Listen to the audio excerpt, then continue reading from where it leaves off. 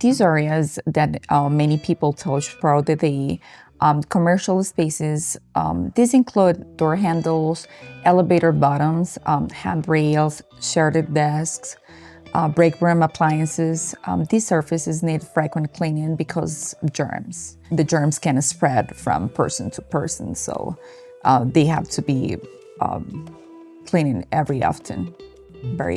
We do clean computer keyboards also, and all the dust that are over the desks and then on top of the computers. We clean everything. So we also use EPA disinfectants. High touch areas